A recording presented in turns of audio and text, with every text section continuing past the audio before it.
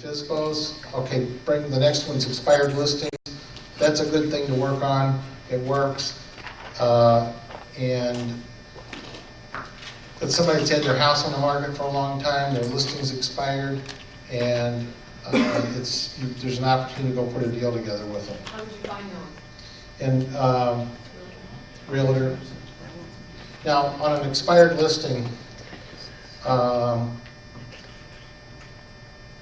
realtors think for their clients, and that's a mistake. And that's why I get upset when I pull up and I see a realtor sign in front of a house I went to, because it doesn't allow me to have a conversation with the owner of the house to see what they really want to do. So a lot of times, and it's really a tragedy in foreclosures, because realtors list the houses above the market price, above everything, and they don't do the seller a service. And they could actually get the people out of the situation, and they could get them out with some money if they were handling it properly. So on the expireds, it's the exact same situation. A lot of times they didn't listen to what the people really wanted, or they gave bad advice and when they set the people in the beginning, and they didn't really show them what the comps were on the property, or have a really straight conversation with them about where they're at inside their listings. So vacant homes is excellent. You just need to look for them. And if you can spot something with the grass high and weeds growing and the gutters hanging, there's an opportunity there. And that's the other point I want to point out, is it's not just the fact that you're looking for don't wanters, it's you're looking for a certain kind of property too, and it's usually property that needs repairs. So ugly properties are a good thing. So whether you like it or not, you're going to be in the rehab business, or you're going to need to be able to have customers that are in the rehab business. Unemployment office is an incredible place, and I had a friend of mine that got some type of unemployment magazine that I was doing television advertising and he was doing advertising in the unemployment magazine. His leads were exceeding my leads. And I don't know what magazine it was. I just know that people that have had signs next to unemployment offices or somehow been able to tap the unemployment list, or whoever would know about unemployment, maybe it would be a company that's laying people off, or maybe somehow you advertise for that. But there's opportunities there for don't wanters. Billboards work. We used to put billboards up for charities, and we would, you could get really great deals on billboards if you'd let them rotate them. Put them in a rotation. In other words, they'd put them where somebody who wasn't taking the advertisement, you could get reduced prices on them. So they're not as expensive as you think when you're taking their unwanted signs, or you're allowing them to move your sign around. So it's something you can look at. Bus benches are outstanding, and my wife, she got upset with me because I didn't share the one thing. You know you're stupid when, okay? So you know you're stupid when you lay down with dogs with fleas, because I'd done that. So you asked what the biggest mistake, it was asking me what I made. It was who I associated myself with. So you really want to look at like who you're playing with. So like when I went to, there was a seminar in Chicago put on by Mark Victor Hansen, who wrote Chicken Soup for the Soul, and Robert Allen. And they did a great job of saying, like, if you really want to make a difference in this world, you should be earning some money to be able to make a difference in this world. And they were talking about Mark Victor Hansen shared how he was talking to Tony Robinson. Tony Robbins. Robbins, yeah. He was making $1 million a year. He thought he was pretty good. He goes, I don't understand, Tony, how you can make, millions of dollars. And he says, well, I'm hanging with billionaires and you're hanging with millionaires. So that was, it was the truth. And so when you look at who you're playing with, whatever their conversation's coming out of their mouth is actually your conversation. So you need to shift if you want to be doing deals. Start getting yourself with deal makers that are actually out there doing deals, or people that are playing you know, or look for people that are being very successful. Like I get some coaching from a guy, his name's Mike Staff. He's a radio announcer on the Rift. He's been on there 16 years, and he has a DJ business, and he has like 18 DJs. On one weekend, he can do 18 weddings. And he's got a phenomenal business. And he is very, very, very successful financially. So I go like hang out there, because I mean, you leave there inspired and you get a lot of ideas about, his business is no different than my business. It's the same thing. It's about generating leads. It's about service. It's about that. So you can just start interviewing people that are up to something, that are making that. So, you know, works. So that was, that's probably the biggest one right there. So, okay, what's the next item? Signs, I think we've talked that one pretty much done. TV ads, if anybody's got a small television and wants to bring it in tomorrow, that you can pop a, what do you call those things? The VCR, and I'll play a television commercial that we did, that we're still doing. So if you want to see it tomorrow, has anybody got a small TV you can do that with, or wants to bring it in? I got one. I'll bring you one. You bring it in? Okay, so we'll watch that VDD tomorrow. Or, I'm sorry, what is it? DVR. Okay, Videotape? yeah. I'm technically impaired, so. Betamax. Hey, how much is that TV ads that you, how many calls have they generated for you? On a, like, during a month, how many calls have you generated? I think they were generating like 60 calls in a week when they were on. We'd run them on 2 weeks and off 2 weeks, but they still generated calls the 2 weeks they were off. I don't know that for an absolute fact, but I'm pretty sure that's what it was.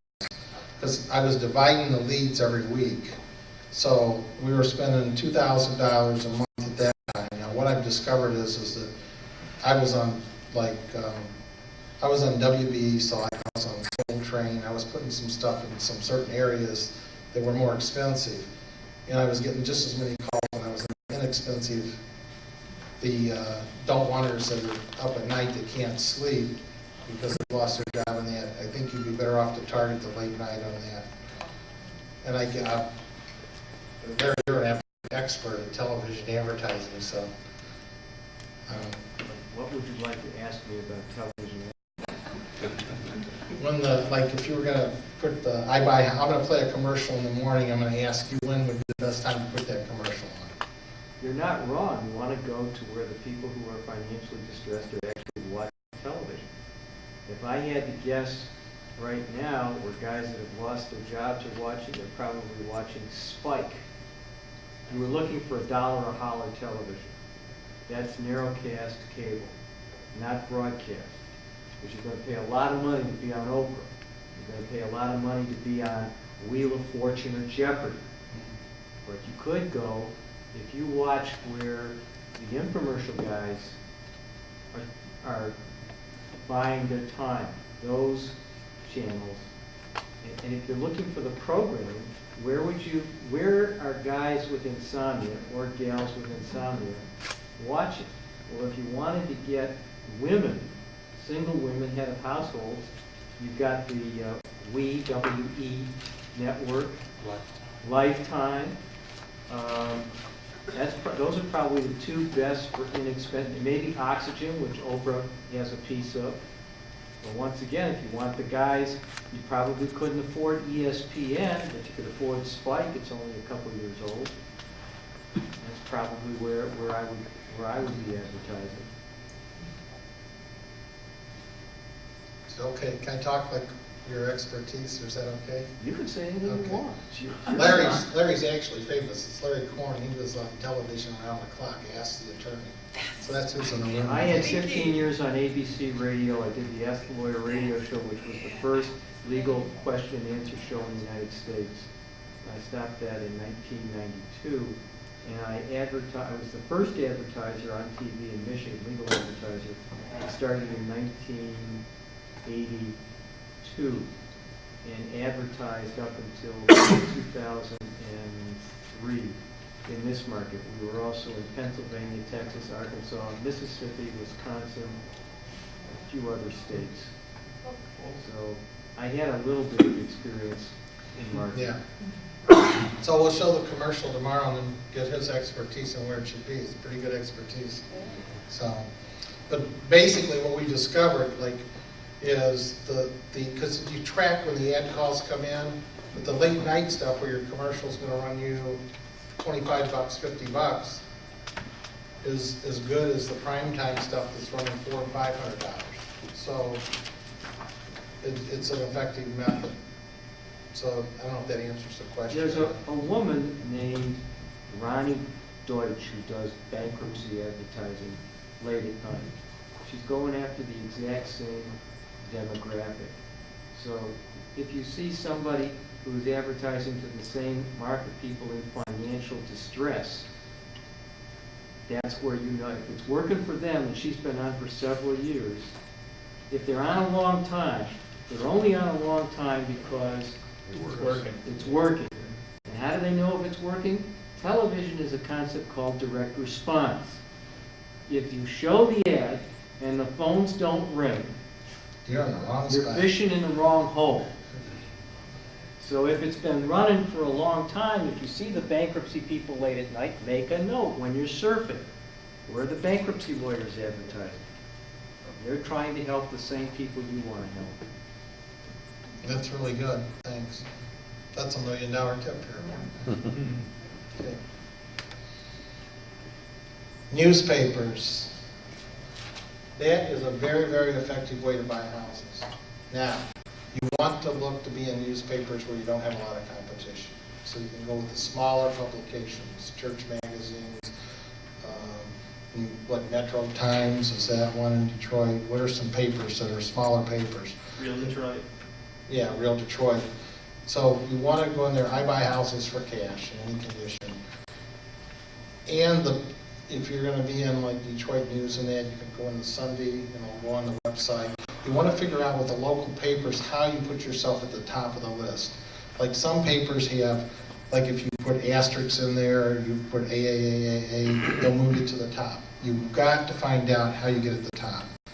And it's based upon consistency. When I was in Pontiac, I ran every day in the Oakland Press. I knew exactly who else was in the Oakland Press. I knew what my competition was going to say when the phone rang. I knew that Shirley Foote was going to want to list the house. I knew Alan Fatel was going to go out and be a man of few words. And I knew that, so you've got to find out what your competition says. So you need to call the competition. Now I want to tell you that is a great lead source, is the papers, because there are people that are getting leads already, paying for them, and they're after their niche. They're looking for a house that they want. They're thinking in a box that's way smaller than the box you should be in after you leave here. So you need to get the leads that they're throwing away, because they're throwing them away. You want to go to look in the yellow pages. There's yellow page ads that say I buy houses for cash, because they get their ad in there and then they get sick of the business. They become a worn-out landlord. There's just leads being wasted. And that's an opportunity for you to pick those up for nothing. And I have a telemarketer that sits at my office and calls for leads, and all I do is give her the classified ad out of the Detroit News. And she generates leads that we buy. So this is not rocket science. She's a very, it's Barb, you've seen her at the office, people love talking to her. Yeah, you know what, I've got another 4 houses here, and she just chit-chats with them and she gets the houses, and then we go out and shoot the pictures and we're off and running with it. So newspapers are an incredible resource. Now, it's race to the swift when you run an ad in there that says I buy houses for cash. That's why tomorrow you've got to be able to write a purchase agreement and take the deal. And right there, when I talked earlier today, I told you about a deal I lost with a house on a lake. And that was because I had to drive back to my office to get the purchase agreement. And the time I got back, it was gone. That was an ad out of the paper. You have to be able to take property fast, very quickly. And you have if you're an engineer, you have no time to analyze the property. You're not going to analyze the property. Tomorrow we're going to learn how to put escape clauses in your purchase agreement so that you tie the deal up, analyze it later. And the newspaper ads, so did you find Sundays more effective than the weekdays, or about the same? What is your experience then? Have you tracked it down? I didn't track it, so I just, because we were in Pontiac, we were running it every day, you know. And probably Sunday's the best paper to be in, I guess, Saturday or Sundays. Newspapers, what else about newspapers? So it's race to the swift, so you've got to be able to go out and put a deal together and get it signed, okay? You can't take, great deals in real estate don't happen in slow motion.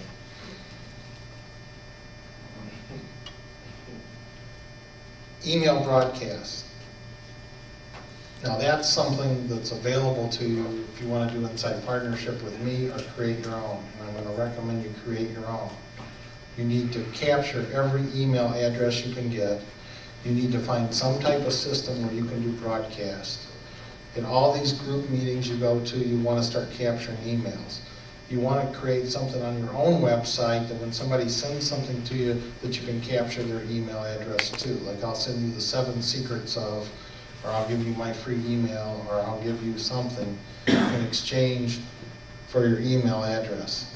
Because that is like the key. When anything I want in real estate, I can do an email broadcast out, and it goes out to 4,000 people. So if you've got something you want to buy, or you're working with a customer, remember we're talking about listing customers too.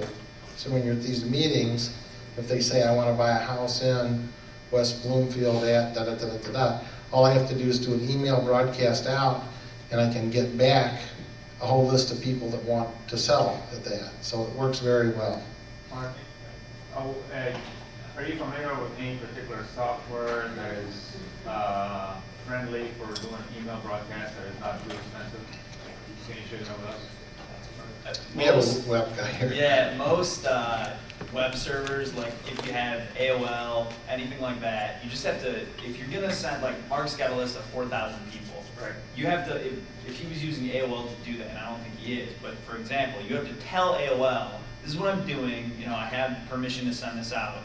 And, you know, typically, I mean, it's a phone call, and they'll just mark it on your account. You don't even really need to buy the software. You just compile the email addresses in a spreadsheet like Excel, cut and paste them into the VCC.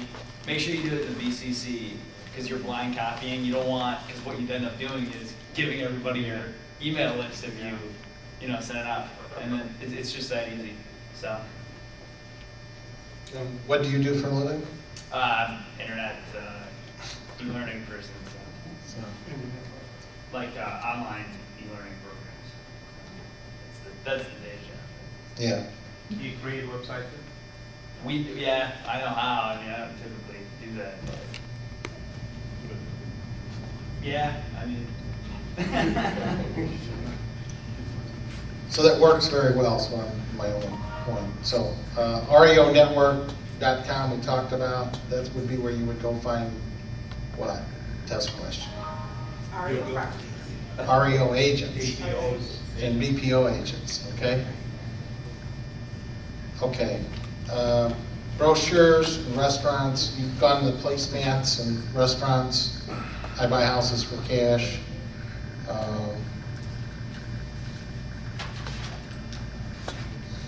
On the restaurants, you want to have your business cards. A lot of restaurants have billboards or little bulletin boards that you can put them up on. Hardware stores, beauty shops. I've got people that have a regular route where they go around and put their business cards up. If you don't have it already, one of the people that come to some of our meetings, Denise, she says, I buy houses for cash, and you just rip off the phone number at the bottom. It's got the little cuts. That works really well. She had leads off of that she was working with. Party stores, you can go in and strike deals with the owners like I was talking about, where you can get the double email thing coming out. Party stores, I've had 2 people in my past that delivered routes to party stores and service stations that worked for the newspapers, and they actually delivered my brochures to those party stores, and they already know the owners of the party stores, so they can get those brochures put into the party stores in little holders, and you can they'll take care of you. For a long time, I used to put them in the newspaper thing, And then they don't like that either. So you can't do that, but it worked for a while. Brochures, when you're out doing this business, homes that have been sold by the team, I have a list of all the homes that we bought and sold. I had like 1,000 or so on there. Because when you're out talking to somebody, they need to establish some credibility, then a flyer on yourself. And if you're not doing stuff, you don't have anything to talk about, then you can put your team on there and talk about yourself and here's the team I'm associated with. And this is what they've done. So, hardware stores, beauty shops we talked about, websites. You can create a website for buys too, like attracting people in. And Peter's done that, and we'll talk about that a little later.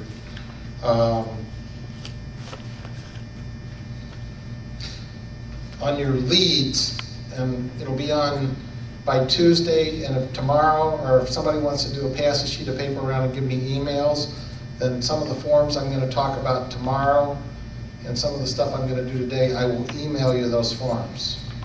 And one of the things I'm going to email you is a link where you can actually, like, let's say that you get a lead, because Otis, now you're generating leads for foreclosures. You can sell those leads on the internet to people that will buy them. And then I forget what the percentages you get. And anybody that goes in and buys your leads, if they start selling their leads to it, then you become an affiliate under that, and you start picking up money coming back. It's not big dollars, but it helps to cover your overhead and your cost. So, and like for somebody like me, I've got like inactive leads of recently I've probably got like about 2,000 inactive leads. I'm probably going to sell all those leads, not sell them, but assign them to that website. And then people will pay to get those leads, and then I get a part of that every time. So I'll get that out to you.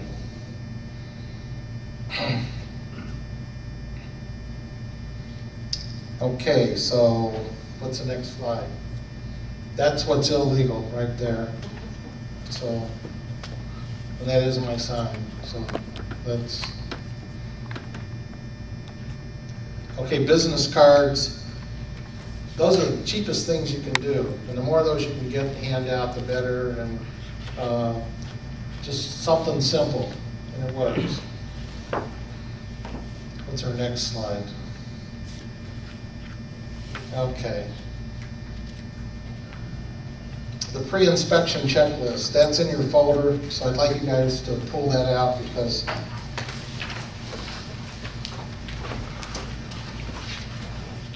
I'm sorry, look for the cash call lead assignment. That's probably more simple for them. I think there's a couple different forms in there when you look.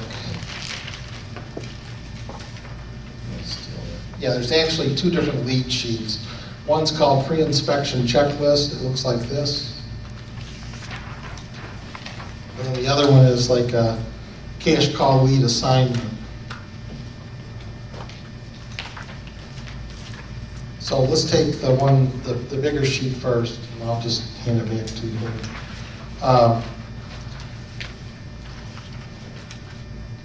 The number one thing you want to get is their name when they call off a lead, and then the other thing that's the most important thing you want to get when you're getting a lead is you want to get their phone number, then you want to get their mother's phone number, you want to get where they're living, because what's going to happen on somebody that's in trouble, their phone number is going to get shut. Excuse me. Shut off. So the person that's going to win in that situation is the person that has the phone numbers or how to get hold of them. So when you're dealing with a don't wanter, you really got to go all out to get as many phone numbers and is the best way to get hold of them that you can. And that'll put you in the driver's seat over your competition. You want to just chit-chat with them and find out the condition of the neighborhood. Is there board ups? You know, tell me about the neighborhood. Tell me about the house. Does a roof leak? You know, you want to get a flavor for what the condition of the house is. And if they're telling you that there's certain things wrong with the house, you've got a pretty good flavor about what the house would look like. Then early on in the conversation, you want to ask them, how much do you want for your house? And then later in the conversation, after you've asked more questions about the condition of the roof and this and that, you want to come back and say, if I paid all cash and closed immediately, what would you take? You'll see the price will drop about 25%. So then you want to get that price, because now you've established what the next price level is. So you want to get as much information as you can. Now, how we do this, and it's not, there is no right way to do something. I have somebody that's really good at talking to people. First of all, it doesn't even come to us. It goes to an answering service, then gets emailed to us. Because people call all times and hours. And so the second it gets emailed, Tony, who's our partner, and a lot of the signs you saw up there, she calls the people back immediately. And she starts to get a flavor for the house. The second she's got that, she emails it to Roy, who's my other partner, who goes by the house usually the next day, shoots a picture of it. And then he has seen enough houses and done enough deals in the market. He's got a pretty good flavor. If you're going by a brick 3-bedroom in Detroit, and I don't really care where it is, and they want $15,000 for it, is that a good deal? And it looks, the windows are in and everything. So it's just common sense. So when you see something really good, then you're going to jump on that and get it tied up, and that's when you know you're going to move. So if you're working a full-time job, what Ron's doing, then having somebody that'll go look at something right away or pretty quick and then getting it tied up, that's how come they got the number of listings they got. Because when somebody's ready to go on this, if you're not responding to them, then they're going to start calling other people. So it's back to you can't take real estate in slow motion. So Mark, do you try to talk right after the phone conversation to collect the information, you make an appointment after that point? After it's filled out? Or you take it to the house? You know, sometimes when we get the deals, they're so hot by not even shooting a picture. Tony knows that there's a deal, so then she's on the phone with Roy saying, you know, get there right now. So now here's the beauty behind all this, is what am I doing?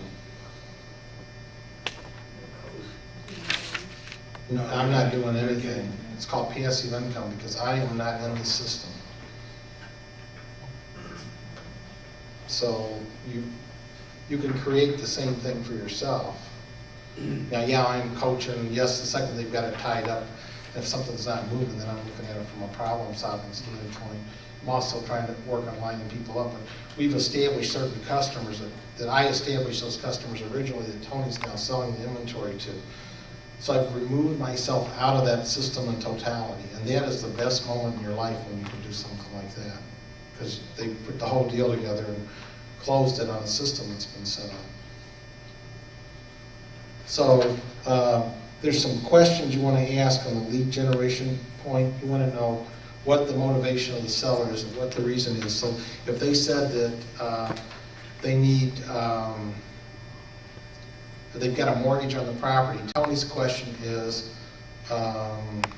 she doesn't say are your payments current, she goes, how many payments behind are you? Well, I'm not any payments behind, because they're going to say, well, I'm 4 payments behind. What does that tell you? They're in foreclosure.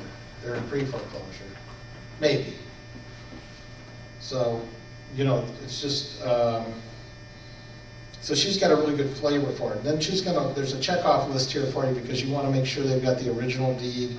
You want to make sure they're there when you meet them with their driver's license. You want to make sure they got any tax bills. If it's a divorce, you need a copy of the divorce decree. You need to know the keys. You want to make sure they're bringing the keys to the property with them, because when you go to that property, you only want to go there one time. Okay? And we have properties we take in that we never go to the property. We drove by it by the street, it looks good. We've had them bring everything to us. And sometimes those are under like advertising agreements, because if we're going to tie it up on a purchase agreement, we're actually going to go inside and look at it. But when we're looking at a house to buy, the whole time we're there, if it's with Roy and I, and Tony's done the proper work with the people, we're in and out in 20 minutes. That's looking at the house, and everything on our purchase agreement, everything is filled out ahead of time. The only thing that's not filled out is the purchase price. So we're going in to hammer out that purchase price and be out the door. So you've got old closing papers, title insurance, mortgage information, death certificates, because a lot of times somebody's died, then you know if you've got a probate estate problem or whatever. So you want all that stuff, and if there has been a death certificate and it's a husband, wife, then you need to copy that death certificate to be able to close it. So you're trying to gather as much information up front as you can. And if they're giving you their mortgage information and bringing it with them, then you know what they paid for it too, right? So you need the legal description, you need all the stuff that you're asking for here. Now, if they don't have some of that, don't cancel the call, you're gonna go anyway. If they have none of it, don't cancel the call, you're gonna go anyway. It's just back to what Larry said, if you gotta do it on a napkin, do it on a napkin, you know. You don't worry about if you don't have something. Don't worry about whether you filled the paperwork out right or wrong. That's how you're gonna learn this business. You just gotta go do it. Then get on the phone like Javon and say, well, does this go there, does that go there, and pop, pop, pop, pop. You know. When you have people call that, your number that you got from Kelcom, what's the script that you give to the Kelcom phone person? Just getting basic contact information? No, I can, okay, so somebody needs to make me a list. That'll be the first thing I email everybody, is the script that Kelcom asks the people when they call in, okay? Okay. So you want to keep a list, and then I'll provide all that. I'll email it out to everybody. Oh, you mean just get an email list started? Yeah, somebody needs to pass a sheet of paper around with the email numbers, and then I'll send you my Kelcom script, what they ask. Okay. Okay? All right, so do you see, you just want to gather information. And that's all the other form is there. It's just to gather information. So it's like whatever you feel comfortable with. But you got to have enough information that when you went out to resell your lead or you send it to somebody. Now, when I have people come in and deed off to me, right? Like they come to the office, they bring in everything, we do everything, I've never been in a house, but I've taken control of it, right? I don't have to worry about analyzing it because I'm going to send all my investors out to do that.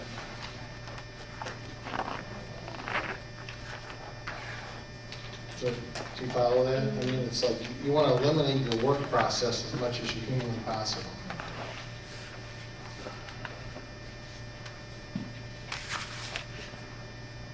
And I'll give you Gary, you started out, the total time to present a purchase agreement was in the beginning? Oh, at least an hour and a half.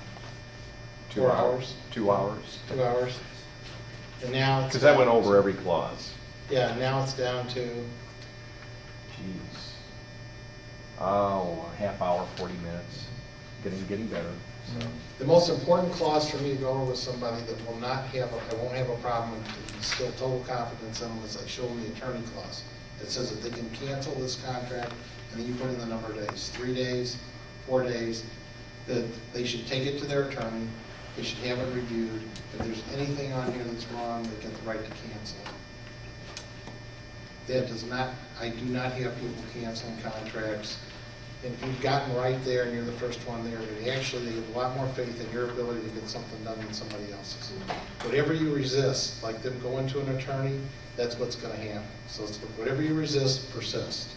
So I'm saying like, here's this clause, I put this in there, I want you to take it to your attorney. I tell them, I want you to take it to your attorney. If you don't have an attorney, I want you to take it to a real estate person. I want you to take it to whoever you know that knows something about real estate and review this. If you have any questions, call me. You know, the more you do that, the less resistance you're going to get. That's the #1 clause that I make sure I go over every time. Hey, Mark, with the I'm sorry. oh, well, just quickly, with the pre-foreclosures, the people, all they want to do is show me the line, where to sign, boom, that's it. So you're. Yeah, they want to be gone. Yeah. There is no legal obligation to explain any clause of any contract to anybody. It's presumed if they're over 18 and not mentally retarded, that they're legally responsible for what they sign. How much time do you spend when you're going over an offer to purchase with a prospective seller? We're in and out of the house, looking at the house and doing everything in 20 minutes or less. How much time do you actually spend explaining clauses of the offer to purchase to prospective seller? We don't. We go, here's the price. We tell them we're not even the buyer. We say that we have an investor that's going to be the buyer. We're going to sign this purchase agreement. We're signing it for our profit. This is what we do for a living. And it's very quick. Boom, boom, boom. Has there ever been any resistance to your offer to purchase where it says it's to you or Asinours? Yeah, basically just any purchase agreement in the state of Michigan you can assign. Unless it's somebody's put in there, it's not assignable, okay? So no, there's no resistance to that. We explain to them, we're not the buyer. I explain to them what I've got. I explain what my credentials are. They're looking to get, they don't want her, you're not. Right. Help me, Yeah. take away my pain. And then what we've got is if it's something I'm not sure about, and we'll go over it tomorrow, that I don't know whether I can even get it sold, because I'm signing PAs and stuff. I'm not signing a purchase agreement unless I think I can move it and get it gone. I am not there to mess those people up in any way, shape, or form. You need to be really clear about that. So if I'm not sure I can do the job, then what I'm going to do is sign an advertising agreement with them. And that then gives me the control, because it allows me inside my advertising agreement to file a claim of interest against the property, so no snaky, slimy investor that I've dealt with in the past that goes around me is going to go around me because I've never recorded against the property. And that's the nature too. I had a website and I had all these properties on it. I didn't have claims of interest recorded against it, and I had people that I totally trusted going around me and closing on deals that I sent there. So my purchase, we'll get into purchase agreements tomorrow, but I just, you need to gather the information so now you've actually got something to sell. Yes? For the advertising agreements, do you have to have a broker's license, or do you have to have somebody with a broker's license do that?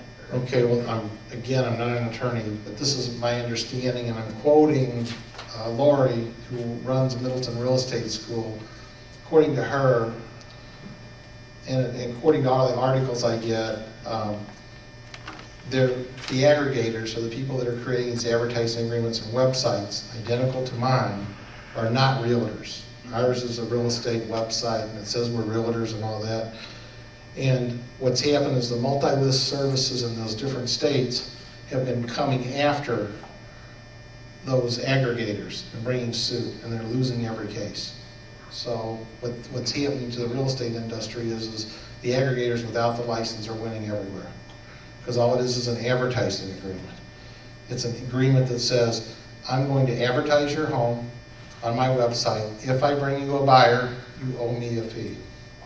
You can also prepay for that advertisement, pay me a flat fee. I'm going to advertise your home, and it's going to go out. I'll email broadcast it out to 4,000 investors. I will, it's the #1 traffic site. It's the top 0.5% of websites worldwide for traffic. I'll make all those statements that are true. And I'm saying, I think in this market, in all the other markets, if I was not a realtor, that the MLS would not be able to stop me from doing it. Now, I don't want to be the first court test case, so in my advertising agreement, it says that I'm a realtor, and I give them an option if they want to put their house on the MLS or just on the website. And I'm complying with all the rules here locally. And I am a realtor. But the answer is could somebody that's not a realtor come in and work with me inside an advertising agreement? And I feel like the answer is absolutely yes. If you're not a realtor, does it have to be a flat fee, or can it be a percentage? We do ours flat fee on our advertising agreements. But that's all a negotiation at the time you're there. So like if I was dealing with a frugal investor, my flat advertising fee for his properties might be $1,500 to $2,500. If I'm dealing with a homeowner, individual that's in trouble, it might be $5,000. I might be at their house having to do more work, where the investor's emailing me stuff and faxing back and forth. So we do it off flat fee. And if it's a multi-million-dollar hotel somewhere, it might be a flat $100,000 advertising fee. What do you do once you have a lead? You've got to get the lead sheet. We'll take good care of it. So, we got the phone number thing down. What's next? So you want to make sure you're filling out the inspection sheets. You want to market the lead. The second you've got the lead, if it's a good lead, now the question then becomes, all you've got is a lead, right? So now my problem is I know I've got a great lead, but I haven't got it tied up. And I'm really understaffed to be able to get them all tied up. So now, how could I tie up or work something like that? Is I do a buyer referral agreement that says, Mr. Buyer, you're my buyer, I'm going to be giving you leads that I don't have tied up. And you owe me a flat $5,000 for every one you buy. So now I can send my buyer straight out, because I already know I got a good deal to tie it up, and I know I'm going to get paid. And not only do I send him out, I know he's going to be using my form to tie it up, because that's his agreement with me. My form says I have the right to file a claim of interest against the property. So I want to make sure I get paid. So you can, market the lead as just a lead to a buyer referral agreement. Does everybody follow that? And tomorrow we're going to go, there's an extra buyer referral agreement in your forms. Now, the advertising agreement, the buyer referral agreement, the seller referral agreement, all those forms are not used in traditional real estate. They're all forms that were done by an attorney and taken to 3 different real estate schools. And I get the most respect for Lori that runs Middleton and been reviewed them to make sure that what I'm doing is working, and it hasn't been questioned or challenged. So, and you can sell your once you've got a lead established too, you can then sell that lead on that list I was telling you about. So even if you were just generating leads on massive volume and selling them on the internet, that's another possibility for you. And we'll get that to you. Peter, where are we at next?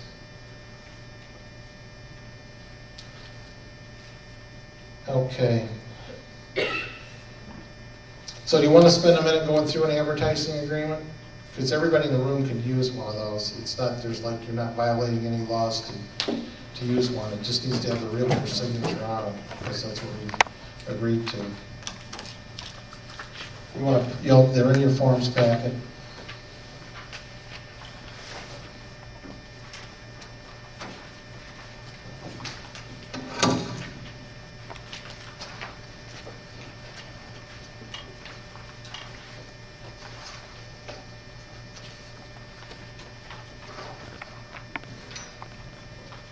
So, has anybody in the room filled one out and used it?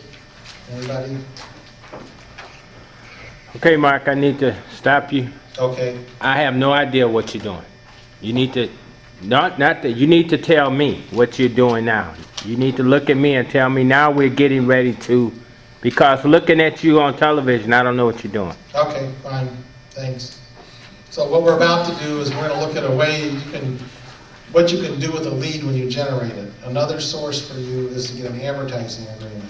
If you've gone to a house or you've looked at a property and you're not sure what to do with it, what you can tell somebody is and you can, everything in real estate is there for the taking, so if you want to recopy this agreement and use it differently for yourself, you can do that too.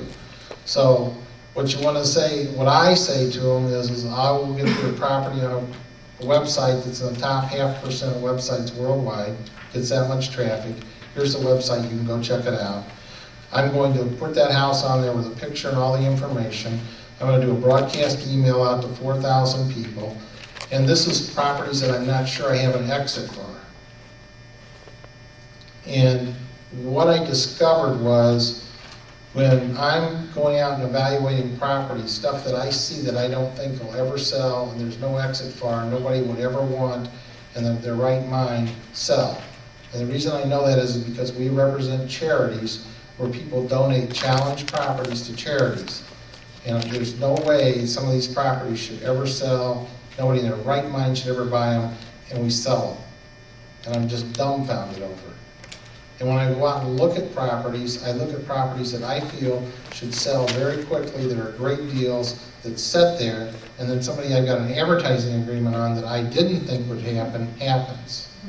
So the worst thing you can do in this business is try to determine whether it's a good deal or a bad deal.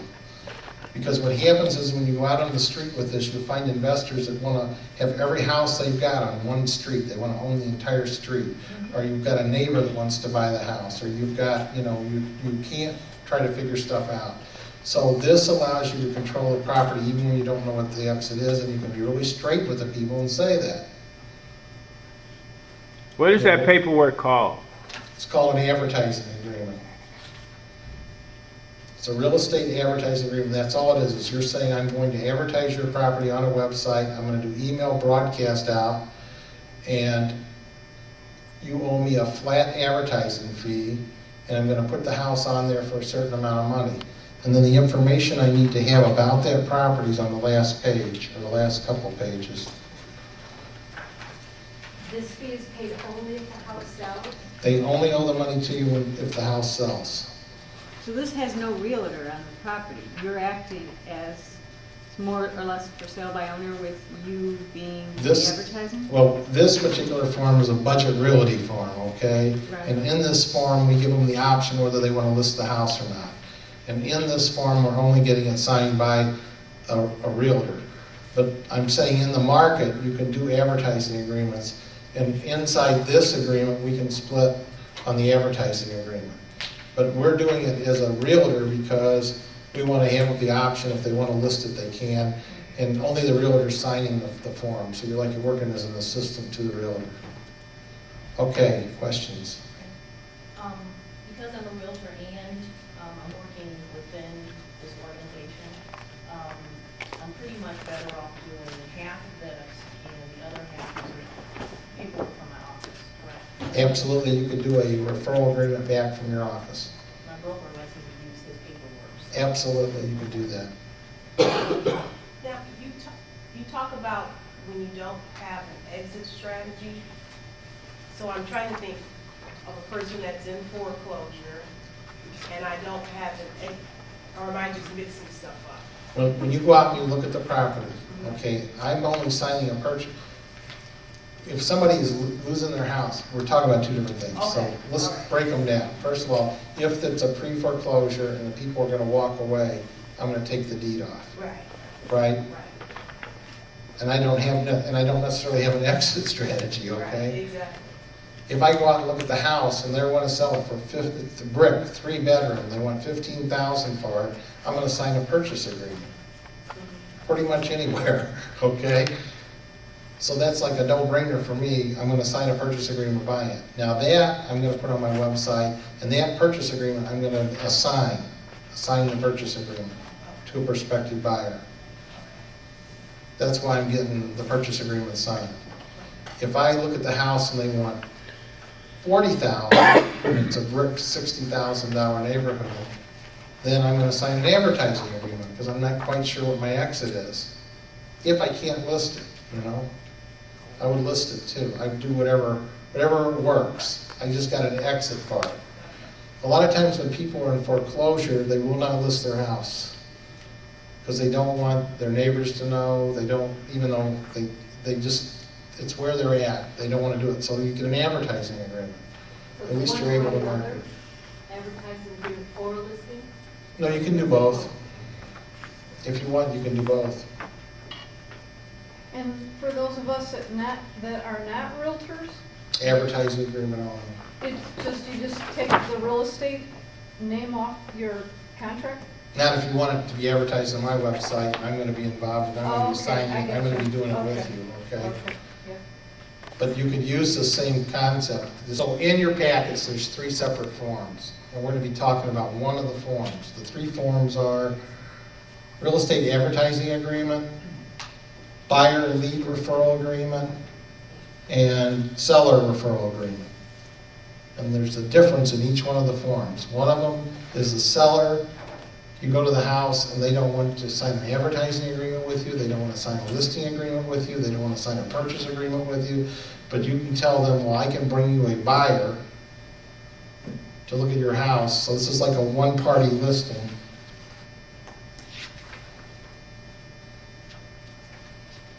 Oh, you still don't talk Yeah. about it? Okay. So it's a one-party, like a one-party listing, so like you're gonna bring somebody a buyer. That's the seller lead agreement. Then there's the advertising agreement we've been talking about. And then there's a buyer referral agreement where, remember I said that I can lock somebody up as a buyer and then send them straight out. So I've got all three forms, so whatever this fits the scenario, you can do. So that's what we're talking about when it talks about an advertising agreement. And it works. So the seller, and that's the next item, it's the seller referral agreement, and that's one of the forms is just that. They don't want to sign an advertising agreement, they don't want to sign a listing agreement, you tell them you've got a buyer for the property.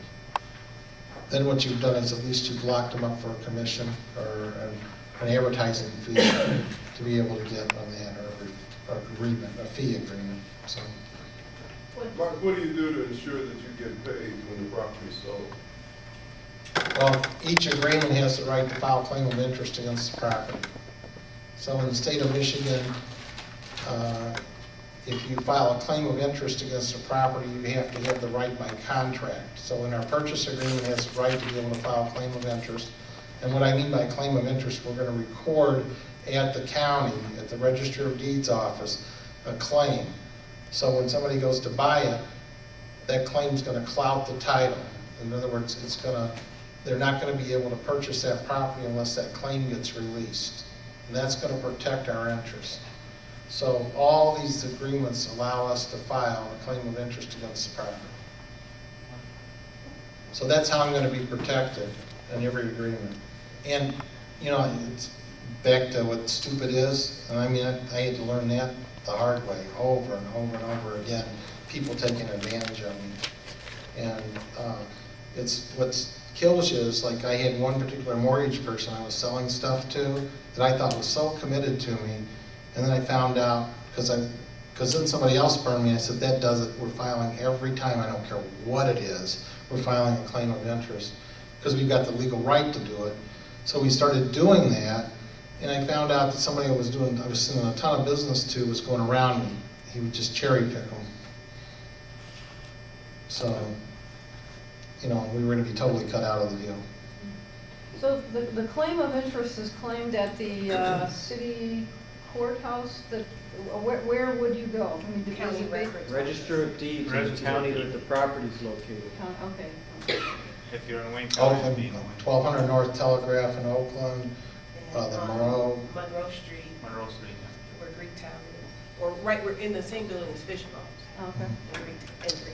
So you can get free parking if you stop and gamble, and then go and record your registered deeds. So it's like perfect. So, I'm confused where the seller's lead referral agreement is used. If they don't want to sign an advertising agreement, then you would sign? So I'm at somebody's house and they're like, I don't want my house on a website. I don't want to list it. And I say, well, I have what I think is a buyer for your property. Will you sign a seller referral agreement? If I bring you the buyer, will you pay me a fee? Okay, so that's the one listing you're talking Yeah. And this last page on the advertising agreement, is this, it says the licensee disclosure, is that just for a realtor? It's for a realtor. And if you're using our forms, we're going to get that signed. And we're getting it signed because we're signing it as a transaction coordinator. Okay. Do you have to record the seller lead referral? Pardon? Do you have to record that seller lead referral? All we're recording when you read the agreement, and it's in there in more than one place, is a claim of interest. What that does is clout the title, and it refers back to the advertising agreement. And then it has my phone number, or my partner's phone number on it. So those calls are sometimes really good. You know, it's like, wow, thank you. Could Peter have added something to that claim, which was $5,000 to pay off, or is it exactly what he put down? No. He's just going to get his deposit. All I'm worrying about, It's what you agreed to. ask for more, like, That's what I, you could have. the interest during that month, the time that they kept it. Mm-hmm. So, but yeah, I could literally do whatever I want, but basically all I want my money, and I actually added my attorney fee. That's Oh, it. okay. Yeah, I put him with an attorney. Richard White is great, he works in Mark's office. So did that answer that? Okay. Are we through? What's next? Okay, a listing agreement, we've talked about that, you need to be a realtor to do that. An open listing is what we talked about, that's where the party that you're listing their house for can sell it if they want. I have no problem doing open listings because I can have a sign in the front. I would not do an open listing if I couldn't put a sign in the yard though. Full service listing, that's just traditional real estate. How to partner with experienced investors, it's very simple. Like you just look in this room and see who's doing deals and you want to look to partner. You go to the RIA meeting and find out who's doing deals and partner with those people. Or go to any of the RIA meetings, but look for somebody that's got a success record or somebody that you want to play with and, you know, start doing some deals and ask them. You can start generating the leads and bringing them to them. And if that person doesn't handle your lead, then take it elsewhere. You know, don't take no until, you know, you're fully convinced. You know, one time I had a deal, I found this house that I thought was the best deal in the world. I could buy it for $2,500. I only had to move it 5 miles to a lot that we had bought, and it was in a Pontiac airport. They were doing an addition. And I had Dave Valueway with the C21 Valueway family was my partner. We thought we were really good. We started going to all these people that we wanted to do partnership with. Not one of them would put the money up. They said, And I got one partner that would put money up no matter what, as long as I said, I will guarantee you this amount of profit. And so when we went through a 8-month nightmare of doing this whole thing, and we had a house that we paid $2,500 for, that on the open market at that time was worth about $85,000, and we had it figured where we had like a $30,000 profit, and we got all done, we sold it for, I think, it was worth $85,000. We sold it with the holding costs and everything. We had lost like $10,000 a piece. We each had to write a check out for $5,000 to the guy that.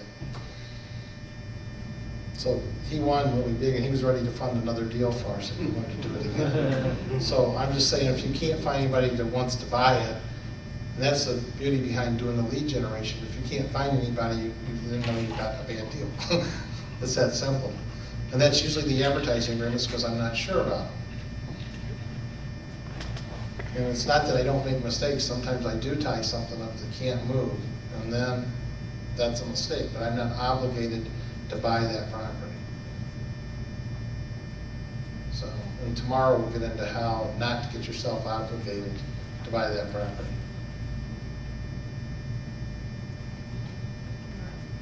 Talk about obligation. It's a fine line between telling a person that you want to sell their property, or that you would like to buy or sell their property, and there's a possibility that it won't happen.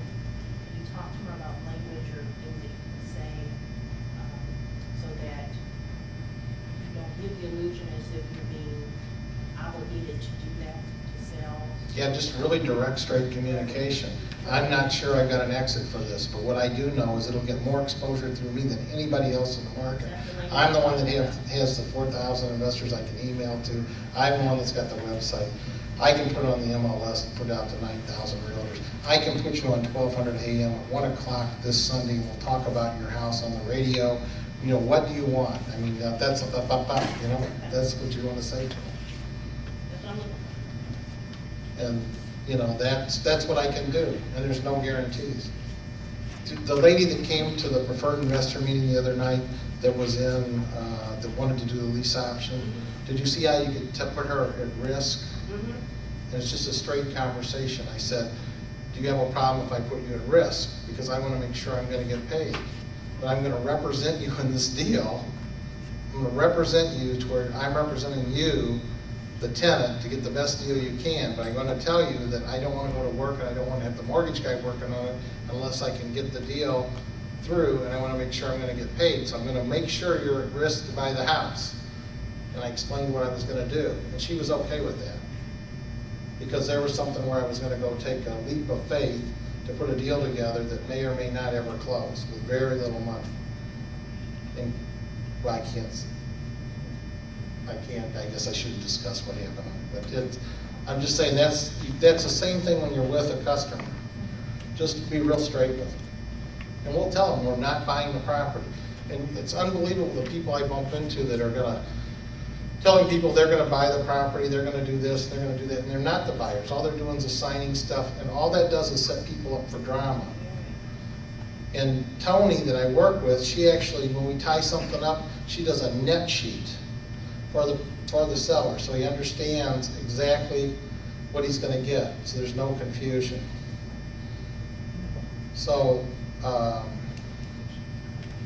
If somebody's actually making those oral misrepresentations, the seller could get out of the deal for fraud and inducement.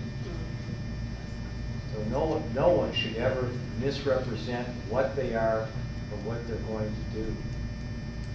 You'll get into a lot of trouble and invite a lot of unnecessary litigation. I'm thinking the language is very important, making sure that you tell them several times in the conversation that there's no guarantee, because in talking to people, they're excited about what you can do for them. And you put up signs saying cash for your house. In their head, they're thinking you're gonna make something happen, you're gonna make something happen, but you have to cover yourself. And that language is very important, because as a realtor, I'm saying the same thing, but I got Century 21 backing. So people in general knows what a realtor, what Century 21, what RE/MAX, and what we do. But the phone number that they got off of a sign or someone that they've never met before, they're motivated, but at the same time, that language is very important because they think that you can do something better than maybe a realty company. You can get them out of that situation. Marcy, all my paperwork for short sale states that there is no promises, there is no guarantee. You gotta put that in your paperwork. Your paperwork is fine, but that verbiage is what I'm referring to, because they may not read it. And Yeah, the actually,